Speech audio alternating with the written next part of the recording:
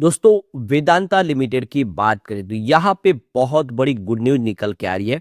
Vedanta limited ने गुजरात गांधीनगर में gift city के अंदर एक नई कंपनी बनाई है। अब इस कंपनी के पीछे का मकसद क्या है उसको समझने की कोशिश करेंगे। दूसरी तरफ नोमा की तरफ से नई रिपोर्ट जारी की गई है वेदांता को लेकर। उन्होंने इसकी रेटिंग को बढ़ाया है। इसके पीछे की वजह भी बताई है। जैसे कि अब जेपी एसोसिएट का अधिग्रहण वेदांता नहीं करेगा क्योंकि इसकी बोली को नकार दिया है सीओसी ने। तो ये डील फायदे की है या नुकसान की है वेदांता के निवेशकों के लिए, उसको भी समझेंगे। इसके अलावा आप देखिए कंपनी अब सऊदी अरब में खनन करेगी। तो आप समझ सकते हो बिजनेस लगातार बढ़ रहा है और डीमर्जर होने जा रहा है। और ऐसे में क्या वेदांता आने वाले इसमें बेहतर करेगा। आज गिरावट की स्थिति बन रही है मेटल सेक्टर में गिरावट की वजह से। तो क्या है आगे की संभावना जानेंगे इस वीडियो के माध्यम से। लेकिन फ्रेंड्स उससे पहले अगर आप पहली बार हमारे चैनल पे आए तो चैनल को सब्सक्राइब कर दीजिए, एक बेल आइकॉन दबा दीजिए ताकि जब भी नया वीडियो बने पहला नोटिफिकेशन आपको मेरे वीडियो पसंद आए तो लाइक से जरूर कीजिए। चलो फ्रेंड्स वीडियो स्टार्ट करते हैं। मैं हूं आपका दोस्त SB दवे और हमारे अपने चैनल ऑनलाइन कमाई में आपका बहुत बहुत स्वागत है। सबसे पहले निफ्टी मेटल की बात करें, आज 10,247 के स्तर पे इस समय देखने को मिलेगी, जहाँ पे 1.34% की काफी बड़ी गिरावट है। बाजार में भी गिरावट की स्थिति बनी हुई है। इस समय बाजार में जो बिकवाली का दौर चल रहा है और इसका असर इस समय हमें वेदांता पे देखने को मिल रहा है। तो अब वेदांता लिमिटेड की बात करें, स्टॉक आ गया 505 पर, जहाँ पे 0.91% की गिरावट। तो बाजार में जो गिरावट है उसका असर देखने को मिल रहा है।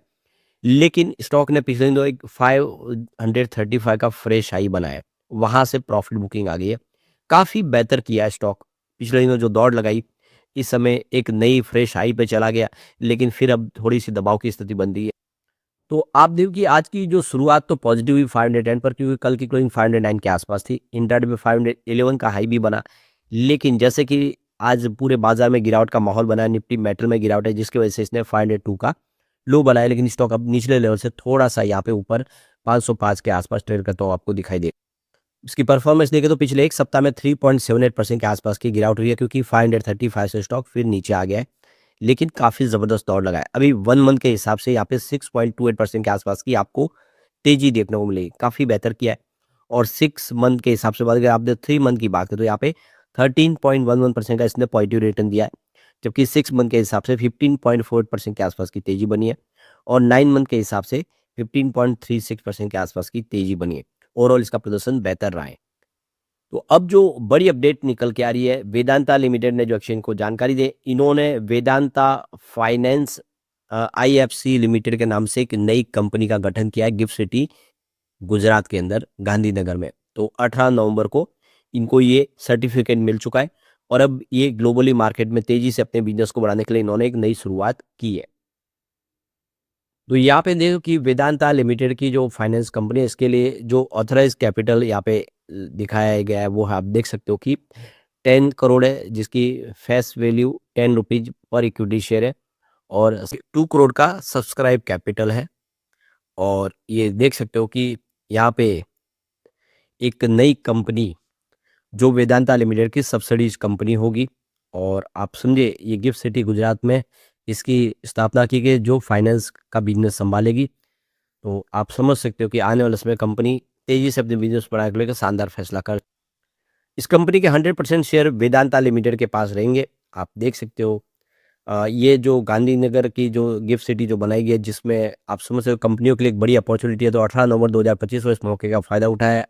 IFCI के अंदर आप इन्होंने देख सकते हो कि एक्ट 2013 के तहत एक नई कंपनी का रजिस्ट्रेशन इन्होंने करवा लिया है। तो कुल मिला के बहुत अच्छी गुड न्यूज है। दूसरी जो बड़ी गुड न्यूज निकल के आ रही है, नोमा की तरफ से नई रिपोर्ट जारी की गई जिसमें कहा गया कि वेदांता आने वाले समय बहुत बेहतर करता हुआ दिखाई देगा। तो वेदांता के टर्न अराउंड प्लान के अंदर 3 उनको डी का यहाँ पे अपॉर्चुनिटी दिखाई दे रही है। तो ये 3 जो ट्रैक के आगे आप देख सकते हो कि कंपनी का बिजनेस काफी तेजी से बढ़ता हुआ दिखाई दे रहा है। और NCLT का जो फैसला है वो भी पॉजिटिव है कंपनी को लेकर, जिसमें दिसंबर 2025 तक फैसला आने की उम्मीद है। और डी मर्जर है जो फाइनेंशियल 2026 के Q4 तक होने की उम्मीद है। और यहाँ पे फाइनेंशियल 2025 से 28 में जो कंपनी का जो EBITDA CAGR है वो 16% रहने की उम्मीद दिखाई दे रही है। जिसमें आप देखिए यहाँ पे एल्यूमिनियम कॉस्ट ऑफ प्रोडक्शन घटेगी वॉल्यूम बढ़ेगी, प्राइस बेहतर होंगे और कंसोलिडेटेड जो नेट डेट है वो 2027 तक 61,000 करोड़ तक आ सकता है। नेट डेट एबिलिटी 2.7x के आसपास से 1.4x पर आने का अनुमान है। यानी कुल मिला के आने वाले समय स्थिति बहुत बेहतर हो सकती है वेदांता की, ऐसा लगता है नोमा को। तो नोमा का कहना है कि जो बिजनेस 5 हिस्सों में बंटने जा रहा है, स्प्लिट किया जा रहा है, जिससे आने वाले इसमें जो इन्वेस्ट है उनको ऑप्शन मिलेगी कि एक एक अलग अलग निवेश किया जा सकता है कि कमोडिटीज़ के अंदर और उसका फ़ायदा उठाया जा सकता है। तो कुछ जैसे एल्यूमिनियम हो, स्टील या पावर, दोनों अलग अलग जो सेक्टर है अलग अलग तरीके से काम करते हैं, तो उन सब में उनको मौका मिलेगा और आने वाले समय उम्मीद है कि वो बेहतर करेगा।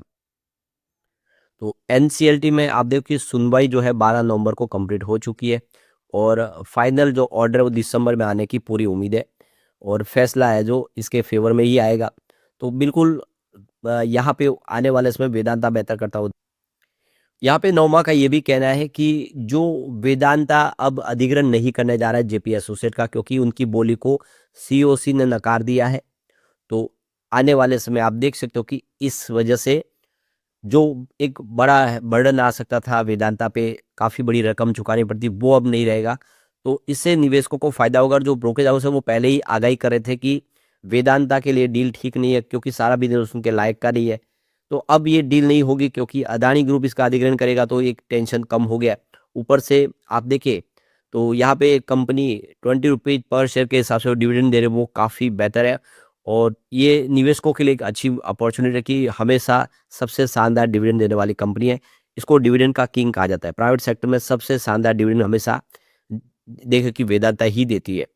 और अब जैसे कि 5 हिस्सों में कंपनी बटेगी तो ये डिविडेंड प्लस आप समझो आपके लिए एक बोनस जैसा यहाँ पे मौका है। तो बिल्कुल इस मौके का फ़ायदा उठाने की यहाँ पे संभावना बन रही है और बिज़नेस लगातार ग्रो कर रही है। इसके अलावा जो एक बड़ी गुड न्यूज़ ये है कि वेदांता अब सऊदी अरब के अंदर सोना और तांबा का खोज करेगी। इसका लाइसेंस उनको मिल चुका है और करीब $2 अरब का निवेश कंपनी करेगी विजन 2030 के तहत जो सऊदी अरब ने बनाया है। तो अब कंपनी यहाँ पे ऑयल के ऊपर डिपेंडेंस को कम करके माइनिंग के ऊपर फोकस करिए सऊदी अरब सरकार, और वेदांता को लाइसेंस मिल चुका है। आने वाले 6 से 8 महीनों में वहाँ पे खनन भी शुरू हो जाएगा। तो एक बहुत बड़ी अपॉर्चुनिटी वेदांता के लिए है। वेदांता ग्लोबल मार्केट में तेजी से आगे बढ़ रही है और सऊदी अरब में अब सोना खोजेगी कंपनी, उसका लाइसेंस मिल चुका है। ऐसे में आने वाले समय वेदांता बहुत बेहतर करता हुआ दिखाई दे सकता है। काफ़ी सारा फ्यूचर इसका ब्राइट दिखाई दे रहा है और जल्द ही डीमर्जर भी होगा और डिविडेंड तो बहुत शानदार देती है कंपनी। ऐसे में निवेश की यहाँ पे संभावना बन रही है। लेकिन फ्रेंड्स, कोई भी इन्वेस्टमेंट करने से पहले अपने फाइनेंशियल एडवाइजर से एडवाइस ले ले या अपना खुद का रिसर्च करें, क्योंकि मैंने वीडियो आपके एजुकेशनल पर्पज के लिए ही बनाया। वीडियो पसंद आए तो लाइक से जरूर कीजिए और चैनल को सब्सक्राइब कर दीजिए। Thank you friends.